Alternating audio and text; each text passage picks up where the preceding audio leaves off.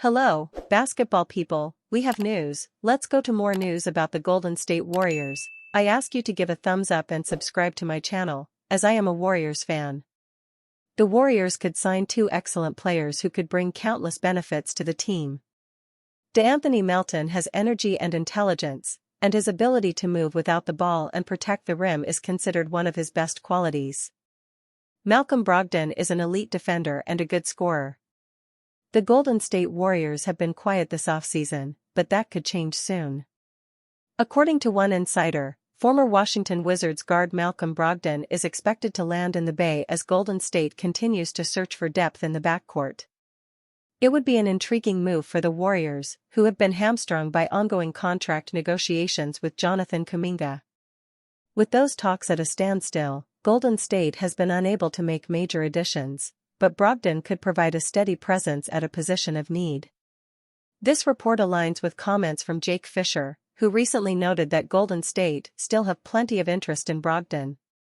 Fisher also added that he does not expect Brogdon to reunite with the Milwaukee Bucks after they signed Cole Anthony. Play. Why the Warriors need a backup guard.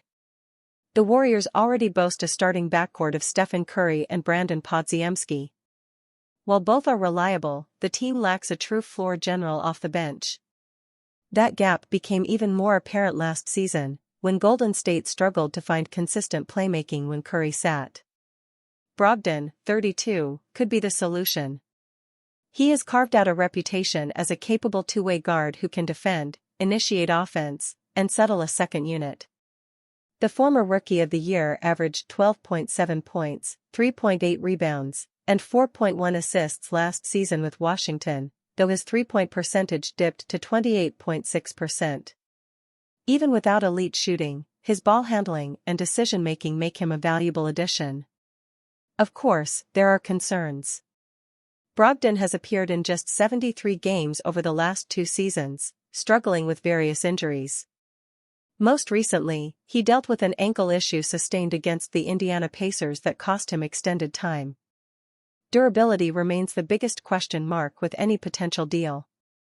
Still, the upside is hard to ignore. Brogdon won 6th Man of the Year in 2023 and has thrived in limited roles. For a Warriors team desperate for stability off the bench, his experience and composure could outweigh the health risks, if he can stay on the floor. A more balanced backcourt. Golden State's offseason hasn't been without direction. The franchise reportedly has verbal agreements with multiple targets, including DeAnthony Melton and Gary Payton II. Adding Brogdon to that mix would give the Warriors a much more balanced backcourt, with the defensive versatility of Melton and Payton complementing Brogdon's playmaking. If reports prove accurate, Brogdon could arrive as one of the Warriors' most impactful under-the-radar signings.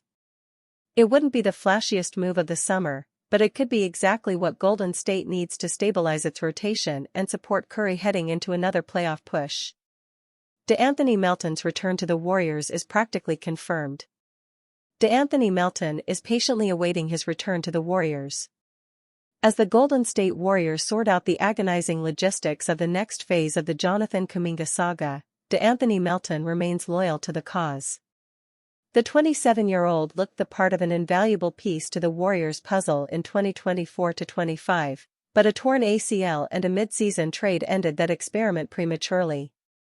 If the latest rumors hold true, then it appears as though Melton is looking to finally finish the story he began to write when he initially signed with the Warriors in 2024. When Golden State signed Melton in 2024, the intention was clear: complement Stephen Curry with a versatile wing defender who can space the floor and create situationally. It was a rational decision with Klay Thompson leaving to join the Dallas Mavericks after 13 years and 4 titles. According to NBA insider Jake Fisher of Bleacher Report, Melton has remained in touch with the Warriors throughout free agency and intends to sign with the team once the window to do so opens. A lot of the ancillary pieces, these veterans like DeAnthony Melton, Gary Payton II, all these veterans have been patient and in full communication, to my understanding, with the Warriors front office that they would be amenable to finding some type of agreement once any possible sign-and-trade situation with Jonathan Kuminga got resolved. If Fisher's report holds true, then it appears as though Melton will be back with the Warriors on a minimum salary during the 2025-26 season. DeAnthony Melton remains patient, intends to sign with Warriors. When healthy, Melton is the prototypical 3-and-D guard with the versatility to defend multiple positions and create for himself and others. Unfortunately, he's appeared in just 44 games over the past 2 seasons due to a back injury and the aforementioned torn ACL. The Warriors seem to have hope, however, that he can return to the court with a clean bill of health and provide the dynamic value they believe in. Over the past 4 seasons, Melton has produced averages of 10.6 points, 4.1 rebounds, 2.7 assists, 1.5 steals, and 2.0 three-point field goals made in just 25.5 minutes per game. That translates to 14.9 points, 5.8 rebounds, 3.8 assists, 2.2 steals, and 2.8 three-point field goals made per 36 minutes. Compounded by his 37.7% shooting from beyond the arc, Melton has all of the tools to be the two-way playmaker the Warriors need along the wings. If healthy, he would alleviate significant pressure from both Jimmy Butler and Curry. His versatility enables him to defend smaller guards and taller wings, utilizing his active hands and willingness to embrace physicality to torment opposing scorers.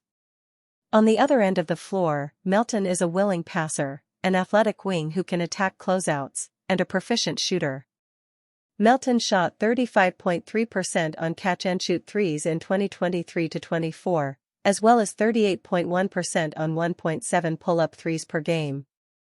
He also buried 41.4% of his catch-and-shoot threes in 2022-23, and 40.6% of his attempts in 2021-22. Questions inevitably exist about what type of player Melton will be after tearing his ACL, but this is the epitome of a low-risk, high-reward investment that seems destined to transpire. Warriors offering veteran center bigger-than-expected deal, report. Miami at Indianapolis NFL betting preview game betting preview for September 7, 2025. Veteran center Al Horford is expected to join the Golden State Warriors once the situation surrounding restricted free agent Jonathan Kuminga is resolved, per multiple reports. Horford, 39, is among several veteran free agents, including DeAnthony Melton, Gary Payton II and Seth Curry, slated to sign with Golden State this offseason. But according to NBA insider Jake Fisher, Horford is likely to receive more than the veteran minimum. Al Horford's situation is a bit different because, depending on where the Warriors land in a cap tax situation, I believe he could make upwards of the full taxpayer mid-level, $5.7 million, exception, Fisher said on Bleacher Report's Insider's Notebook on August 20. There's also discussion of a potential 2-year deal with a player option, which would be beneficial for Horford, who was considering retirement following Boston Celtics' championship run in 2024. The Warriors expect Horford to play a key role in the rotation, especially with longtime veteran Kevin Looney departing for the New Orleans Pelicans and younger frontcourt players Tracy Jackson-Davis and Quinton Post rounding out the roster. Warriors starting center.